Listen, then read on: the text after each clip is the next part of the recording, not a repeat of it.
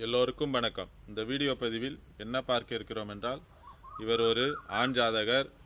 இவருக்கு 31 வயது ஆகிறது. இவருக்கு ஒரு 5 வருட காலமாக பெண் தேடி கொண்டு இருக்கிறார்கள். இதுவரைக்கும் அவருக்கு திருமணம் ஆகவில்லை. அவருக்கு எதனால் இதுவரைக்கும் திருமணம் ஆகவில்லை என்பதை பற்றியும், அடுத்தது அவங்க அப்பாவிற்கு ஹார்ட் சம்பந்தப்பட்டமான பிரச்சனை வந்து அவருக்கு ஆஞ்சியோ செய்யப்பட்டிருக்கிறது. அதை பற்றியும் இந்த வீடியோ பதிவில் பார்ப்போம்.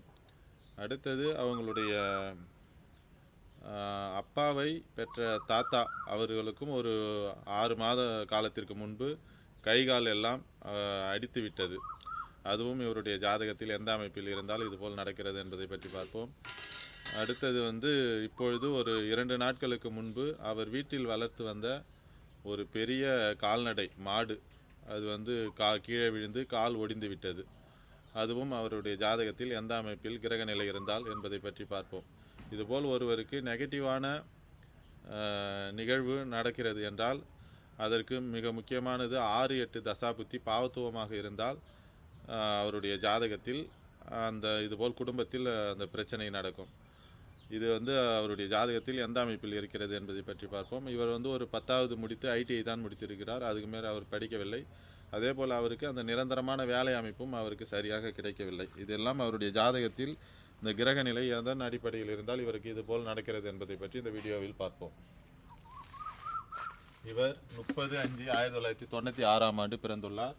இவர் விடியற் காலை 3:45 பிறந்துள்ளார். இவர் ஆண் ஜாதகர், கடலூரில் பிறந்துள்ளார். இவருடைய நட்சத்திரம் ஆயில்ய நட்சத்திரம் 1ஆம் பாதமாகும்.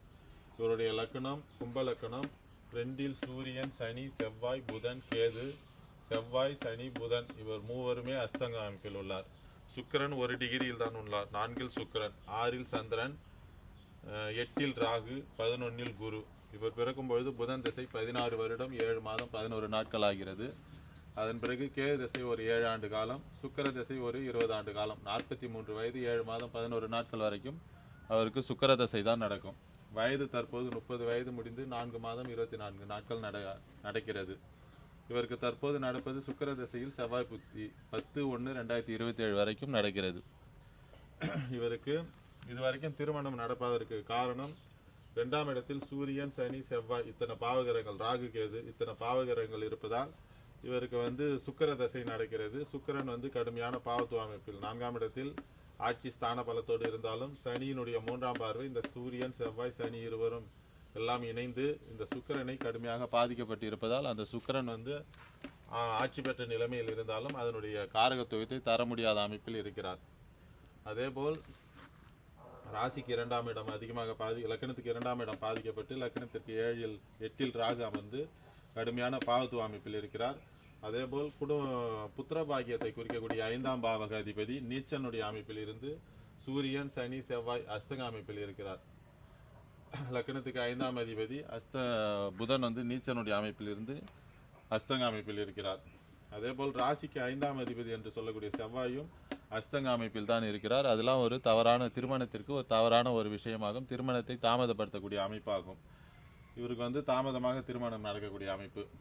இந்த சுக்கிர தசை செவ்வாய் புத்தி நடக்கிறது. இந்த சுக்கிர தசை செவ்வாய் புத்தியில் அவருக்கு அந்த அப்பாவிற்கு 9ஆம் அதிபதி இந்த சுக்கிரனுடைய தசையில் 4ஆம் இந்த செவ்வாயினுடைய புத்தியில் அவருக்கு வந்து அந்த ஆஞ்சியோ இதய சம்பந்தமான பிரச்சனை வந்து சூரியன், சனி கடுமையாக பாதிக்கப்பட்டு இந்த சுக்கிரன் 9ஆம் அதிபதியும் கடுமையாக பாதிக்கப்பட்டு இருப்பதால் இந்த செவ்வாயினுடைய 8ஆம் பார்வை இங்கு 9ஆம் இடத்திற்கு விழுகின்ற காரணத்தால் இந்த செவ்வாய் புத்தி சூரியன், சனி, செவ்வாய் இவர் எல்லாம் அஸ்தங்க அமைப்பிலிருந்து கடுமையான பாவத்துவ அமைப்பில் இருப்பதால் அந்த சுக்கிர தசை செவ்வாய் புத்தியில் அவருக்கு அந்த அப்பாவிற்கு ஆஞ்சியோ பண்ணக்கூடிய அமைப்பு உருவானது.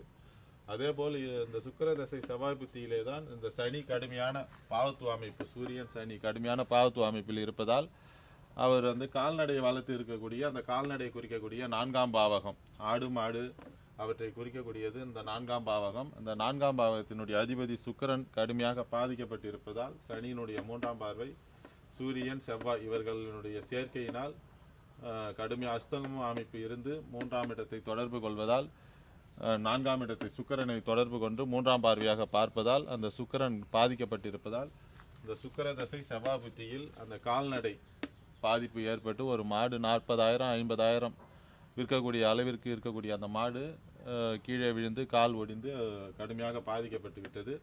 அது அவருடைய மன உளைச்சலாக வந்து சொன்னார்கள்.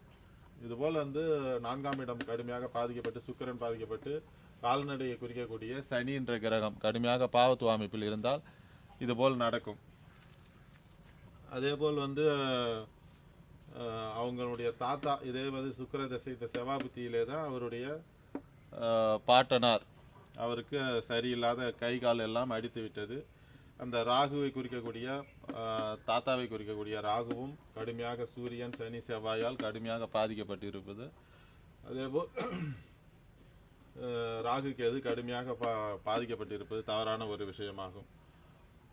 9ஆம் இடத்திற்கு 9ஆம் அதிபதி என்று சொல்லக்கூடிய இந்த 9ஆம் இடத்திற்கு அப்பாவுக்கு அப்பா அந்த குறிக்கக்கூடிய இடம் 5ஆம் பாவகம். அந்த 5ஆம் பாவக அதிபதி புதன் நீசமான அமைப்பில் சூரியனோடு சேர்ந்து அஸ்தங்கமாகி சனி செவ்வாய் ராகு கேது இவர்களுடன் அதிகமாக பாதிக்கப்பட்டிருப்பதால் இந்த சுக்கிர தசை செவ்வாய் புத்தியில் அவருடைய பாட்டனாருக்கும் அது உடம்பு சரியில்லாமல் ஆனது.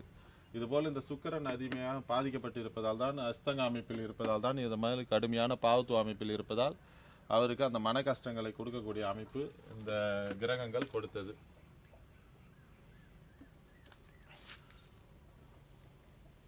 இவருக்கு வந்து சுக்கிர தசை செவ்வாய் புத்தி 2027 வரைக்கும் நடக்கும். அடுத்து சுக்கிர தசை செவ்வாய் புத்தி முடிஞ்சால் ராகு புத்தியிலும் திருமணத்தை தரக்கூடாது.